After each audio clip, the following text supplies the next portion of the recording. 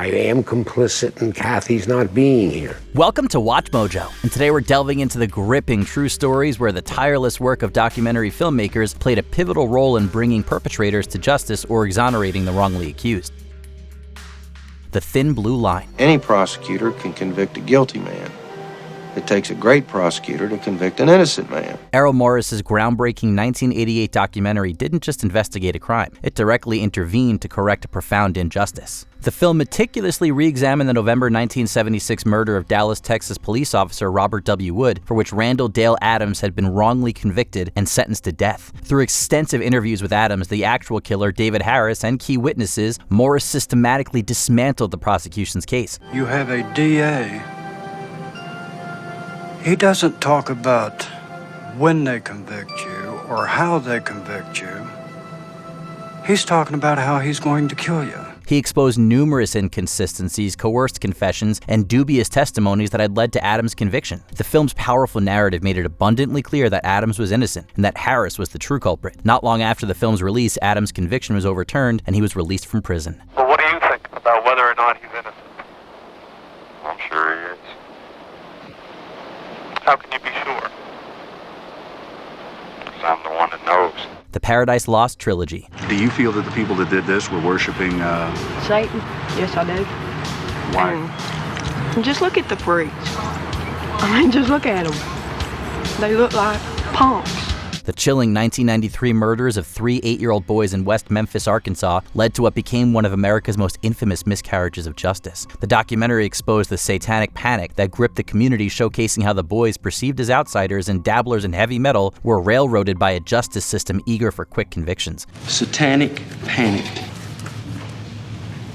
Yeah, that's a scary thing.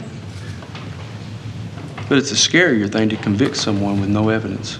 The subsequent films continued to follow the case as new DNA evidence emerged, galvanizing public support and attracting celebrity advocates. This sustained media attention and the new DNA testing it helped fund ultimately led to the West Memphis Three's release on August 19, 2011. But to me, the state's acceptance of an Alford plea, in which they maintain their innocence, and releasing them is evidence of the state's recognition of their innocence. Murder on a Sunday morning. In 2000, a terrifying incident in Jacksonville, Florida saw an elderly tourist, Marianne Stevens, fatally attacked. The article said a 15-year-old black kid had shot and murdered a white tourist, and that he had confessed. And if true, that appeared to be the end of the story. Police quickly apprehended a 15-year-old black teenager named Brenton Butler, who was walking near the scene. Murder on a Sunday morning meticulously documented Butler's coerced confession, extracted after 12 hours of intense questioning by without his parents or legal representation present. Wouldn't it be relatively simple to go out and ask his parents, was he home? Yes, sir. Did you do that? No, I didn't. Crucially, the documentary followed tenacious public defense attorney Patrick McGinnis as he skillfully dismantled the prosecution's flimsy case. The cameras in the courtroom provided an unvarnished look at the proceedings, culminating in a dramatic and emotional acquittal for Brenton Butler on November 21, 2000. Verdict as to count 1. We, the jury, find the defendant not guilty. Please, everyone, please maintain decorum in the courtroom. Thank you. The staircase. What's wrong? My wife had an accident. She's still breathing. What kind of accident? She's down on the stairs. She's still breathing. Please come. Is she conscious? What? Is she conscious? No, she's not conscious. When Kathleen Peterson was found dead at the bottom of a staircase in her Durham, North Carolina home on December 9, 2001, her husband, novelist Michael Peterson, claimed she fell. The ensuing murder trial captivated the nation, and Jean-Xavier de Lestrade, the Oscar-winning director behind Murder on a Sunday Morning, was behind the camera to capture it all. And then I can remember, and it must have been very early while I was still in the kitchen, that a cop was on me instantly. Everywhere I went, a policeman was there. The film didn't explicitly solve the crime in the traditional sense, but rather laid bare the intricate legal battle, the conflicting evidence, and the various theories surrounding Kathleen's death. Ultimately, Michael entered an Alford plea on February 24, 2017 for voluntary manslaughter, acknowledging that the prosecution had enough evidence to convict him without admitting guilt. Even though it's been 10 years, it's just like yesterday. It's just as alive to me, and I love her as much today as I did 10 years ago. Mississippi cold case. You know, David, when you first got involved in it, Were you just hoping to shed light on the story and give these men, justice, or were you expecting the case to be solved? The depths of racial hatred and injustice during the Civil Rights era was brutally exposed in the horrific 1964 abduction and murder of 2 black teenagers, Charles Eddie Moore and Henry D., in Meadville, Franklin County, Mississippi. Mississippi cold case spearheaded by investigative journalist Jerry Mitchell and Canadian filmmaker David Ridgen meticulously pierced together the events of May 2nd, 1964. They had been killed by the same Klan group as the Mississippi burning case 2 months earlier, and nothing had been done. So I was interested in, basically, because they were black and not wealthy, their case did not come to the forefront. It directly highlighted the role of James Ford Seal, a Klansman long suspected by the FBI but never charged. In June 2007, Seal was arrested, tried, and ultimately convicted of 2 counts of kidnapping and 1 count of conspiracy to commit murder, receiving 3 life sentences, finally bringing closure to the victims' families over 40 years after the heinous crime. And I knew that I had built myself a living jail, the hate and anger. And once I realized that I could forgive him. The Jinx. For the record, tell the ladies and gentlemen of the jury your name. Robert Durst. This HBO miniseries explored the bizarre and chilling life of real estate heir Robert Durst, a man connected to 3 suspicious deaths over 3 decades. The series meticulously presented existing evidence, unearthed new details, and built a compelling case against Durst across all 3 crimes. The climax, however, was truly unforgettable. What the hell did I do?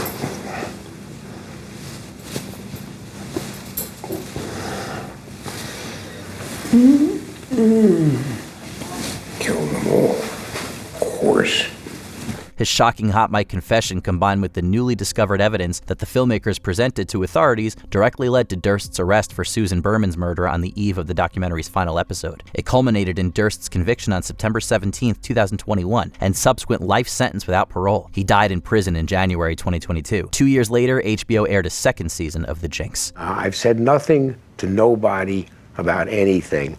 So people out there have gotten very used to the fact they can say anything you want, because I'm never going to give an interview, so it's never going to be disputed. The Keepers. There's no doubt that the nun returns to her parking space, but no one has proved that she ever came back to her apartment. Instead, she vanished. In 1969, the mysterious murder of Sister Kathy Sesnick, a beloved nun and English teacher at Archbishop Keough High School in Baltimore, Maryland, sent shockwaves through the community and remained unsolved for nearly 50 years. The Keepers followed former students of Sister Kathy, notably Gemma Hoskins and Abby Fitzgerald, now grown women, as they relentlessly pursued justice for their teacher. This is not Abby and Gemma sitting at a table being detectives or playing Clue. It's wrong. It's wrong what's happened, but they're still unsolved. We need justice for Kathy Sesnick and Joyce Malecki. Believing her disappearance on November 7, 1969, and the discovery of her body on January 2, 1970 was connected to a widespread pattern of sexual abuse by priests and staff at the school. The documentary exposed horrific allegations of systemic abuse within the Catholic Archdiocese of Baltimore, specifically implicating Father Joseph Maskell and others. When you take a look at where she lived and where she was found, it's just too many coincidences. Surviving R. Kelly. The world had whispered about R. Kelly's predatory behavior for decades, but it was Lifetime's 6-part documentary series that finally ripped away the veil of celebrity. He was a hero. Robert, how do you feel? Was it you on the tape? The series courageously brought together multiple women, including Jerhonda Pace and Lisa Van Allen, who bravely shared their harrowing accounts of abuse, manipulation, and coercion at the hands of the Grammy-winning singer. The public outrage that followed was immense, sparking widespread #MuteRKelly campaigns and reigniting legal investigations that had stalled for years. I met Aaliyah once at the studio at CRC. At that point, I didn't see anything unusual, except a producer working with an artist. Within months of the documentary's release, R. Kelly was arrested on multiple federal and state charges, culminating in his conviction for racketeering and trafficking in Brooklyn, New York on September 27, 2021, and further convictions in Chicago, Illinois on September 14, 2022. There's a difference between R. Kelly and Robert. R. Kelly is this fun, laughing, loving guy. But Robert is the devil. Who killed Malcolm X? What you're saying is that the FBI has in its records, and indeed all along did, a narrative that would exonerate you. Oh, yes. More than half a century after the assassination of civil rights icon Malcolm X on February 21, 1965, at the Audubon Ballroom in New York City, the question of who truly pulled the trigger remained fraught with controversy, particularly regarding the guilt of two of the convicted men, Muhammad Aziz and Khalil Islam. The series didn't just question the original trial. It presented compelling arguments about prosecutorial misconduct and the failure of both the FBI and the NYPD to disclose critical exculpatory evidence. Why would you leave a piece of evidence like that all those years it had been down there in the basement? In a stunning development on November 18, 2021, Aziz and Islam were officially exonerated by DA Cyrus Vance Jr., who acknowledged that errors were made and that their convictions violated their constitutional rights. If a branch is not getting enough light, it will bend and twist and do whatever it has to do to get light. And people should do the same thing, but they often don't. Before we continue, be sure to subscribe to our channel and ring the bell to get notified about our latest videos. You have the option to be notified for occasional videos or all of them. If you're on your phone, make sure you go into your settings and switch on notifications. I'll be gone in the dark. Every investigator I know that's been given the opportunity to examine this case feels that it's the case that they want solved before they die. The chilling moniker Golden State Killer became synonymous with a reign of terror that spanned California from the mid-1970s to the mid-1980s. HBO's docuseries, based on the unfinished posthumously published book by true crime author Michelle McNamara, brought the decades-old case back into the national consciousness with unprecedented urgency. Part of the thrill of the game for him, I believe, was a kind of connect-the-dots puzzle he played with people.